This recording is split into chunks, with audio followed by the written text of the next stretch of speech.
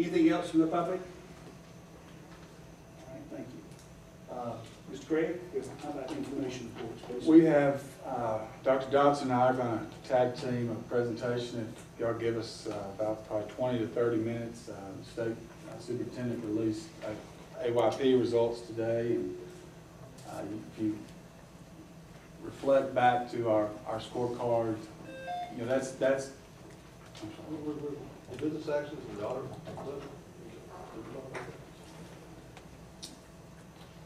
Oh, I'm sorry, I got off track. We did not. They were approved, okay. We didn't talk about the audit letter. That question was asked, but we received why don't you respond to that, please? Well, last year we asked for a request for proposals for our audit. This is an engagement letter, but it's not something that would have fees related to it by the nature of the letter. But we did a request for proposal last year and received proposals from 3 firms. Carriggs Ingram, we asked them to do a 3-year proposal. Carriggs Ingram was the lowest at $45,000, and they kept it flat for 3 years. So there's been no change to the audit fee from last year. Yeah, the reason I remember, I said this because I remember last year was quite a bit of discussion about that person who stayed auditing the school district and said you need to get around auditing Vernon City Schools. But the amount of the audit was fixed in the bid last year for 3 years. So, and that was a good process, I think, healthy for everyone, and resulted in a savings. So. Anyway, Dr. Dodson and I have a presentation. As I said, the state superintendent released quote AYP data today across the state. And if you reflect to our scorecards, those are designed around our strategic framework, and AYP is a piece of that, and that's certainly a goal of ours. And we did make AYP as a system. We want to talk to you a little bit about what that means, what's going on there with the annual objectives. Talk about the indicators that came out of that process that we will certainly incorporate into our strategic plan moving forward. You talk about our high schools and our elementaries, our middle schools. You look at our scorecards. You think that you see that we're also concerned with things like college readiness.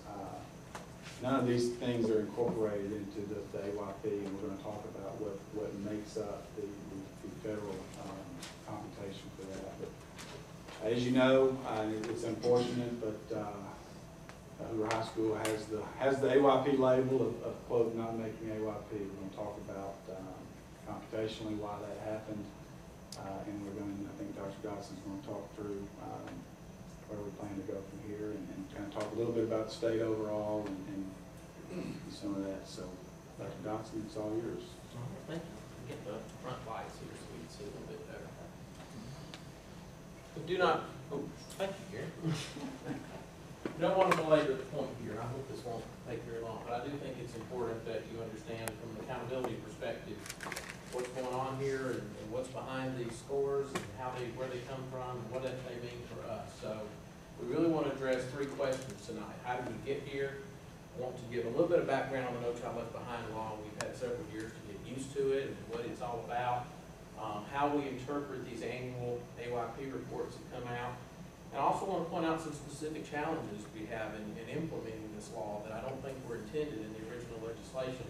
But it is things that schools and states across the country are dealing with, and we're waiting for Congress to go through the reauthorization to hopefully address some of those challenges.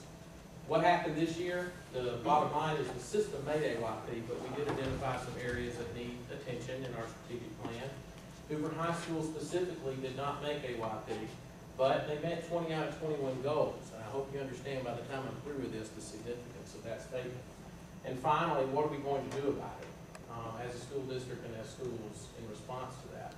First of all, how did we get here? No Child Left Behind Act was passed in 2001. The purpose being that 100% of students would be proficient in reading and math by the year 2014. And in Alabama, that was interpreted as being measured by the ARNT and SAT test, a combination of those 2 tests. in grades 3 through 8, and the graduation exam in grade 11. Now, that presents a little bit of a problem at high school because most of our students begin taking that exam at the very end of 10th grade. It's kind of a free pass. They take it again at the end of 11th grade, but they also take it as 12th grade. Our 12th grade pass rates on all parts of the graduation exam at both high schools are 98, 99% across the board, because the kids know they've got to pass those tests in order to graduate. They're not graduating in 11th grade. So getting the motivation up to be able to take this test in 11th grade takes some effort. But the fact that this is measured for AYP purposes in 11th grade puts us at a disadvantage because the kids are not necessarily motivated at that point to get the guns going. Proficiency must be measured and applied equally across 9 population groups. And this begins with the problem that was perceived in 2001 was that there were significant achievement gaps between groups, various groups that had certain identities, and those were identified below. All students, special education. There is a 1% exception in special ed, which I'll explain in a minute. Limited English proficient, poverty, which is interpreted here as free and reduced lunch. American Indian, Alaskan Native, and that is the only category we don't have represented in Hoover in a substantial population. Asian Pacific Islander, Black, Hispanic, and white. So those are 9 population groups that where the AYP rules have to be applied equally across all of them. You'll hear post today's news, you're going to hear a lot of people talking about special education because that is the group that the state did not make AYP with, and that most of the larger districts across the state did not make AYP with. There is a 1% exception in that group, in that 1% of your total population of students who meet certain very low requirements can be held to their IEP goals as their AYP achievement point, but it can't be more than that 1% of all of your students in a given school. So you're very limited in the number of kids you can apply that rule to. All of your other special education students are being held to the exact same standards as any other student. And that presents a special challenge. Again, if they are achieving at that level, they're probably not going to be in the special education group to begin with. So that is a challenge that we have with that identification. It's the same with limited English proficient. The tests are given in English, and the students who are struggling to learn how to speak English obviously have a problem passing this test. But so far, that one has not been as big a problem for us as the other group. Under the No Child Left Behind law, there is a progressively increasing set of benchmarks called annual measurable objectives leading up to 2014. A misconception with this is that the scores on the test are going up. Scores on the test are not changing. They were the same as they were when they were established earlier this decade. But what's changing is the percent of kids who have to meet the proficiency scores on those tests. That's going up. And Mr. Craig and I prepared this chart to hopefully try to show you what that means. I know you can't read these numbers, but I'll try to show you kind of what this is. This is 2005 to 2014. Of course, we're sitting here in 2010 at this point. And this is where we're supposedly going to be in 2014, 100% proficiency at all the grades. The bars going across here are grade 3, 4, 5, 6, 7, 8, and then it skips. The last bar is grade 11. So in 2014, in grades 3 through 8, and in grades 11, in reading mathematics, we're supposed to have 100% proficiency. This is where we started in 2005. And notice those bars are nowhere near equal. So the state started off kind of where the kids were in 2004 and set the bars there, and then made the steps incrementally higher so that by 2014 everybody would be. So you see these gaps between the various grade levels closing as we get closer to 2014. Now these are annual measurable objectives. This is the percent of kids who have to be proficient. And again, that percent of students who have to be proficient is applied across all those populations. So not just all your students. You also have to have your special education students, that same percentage of students proficient. You have to have all of your Hispanic students, that percentage of students reaching proficiency. If you look at the chart, these are the reading standards here, which started off relatively high in some grades and relatively low. That's 8th grade right there, which started out at 43% in 2005. So it's been going up at a higher rate because it, just like all the others, it's got to be at 100% by 2014. If we go to math, we see that math started out at a lower bar across the whole state. But again, you have the middle school dip here, is what we call it. 6, 7, and 8 is where the statewide scores were the lowest at that time, so the bar was set lower at that point. But then the middle schools are ratcheting up about 9 points a year in terms of the standard they have to reach in proficiency. And just a reminder that these are applied across all those subgroups. Let me get rid of that. To this. All right. The annual adequate yearly progress report is based on 3 components up to 37 different goals. So a school system that is very large and very diverse could have up to 37 goals that they have to reach under AYP. 18 of those are defined under participation, and I'll break that down for you in a minute. Remember, there's 9 subgroups. Each subgroup has a participation goal for reading, and each subgroup has a participation goal for math. There's proficiency. Again, there's 9 subgroups.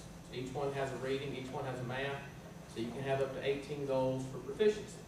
And then there's always one goal called additional academic indicator, which we'll talk. Let me kind of break this down a little bit more. This is where I'm going to get the most technical, so try to stay with me. and of course, try to answer whatever questions you have. But I think it's important that particularly you understand what this term means.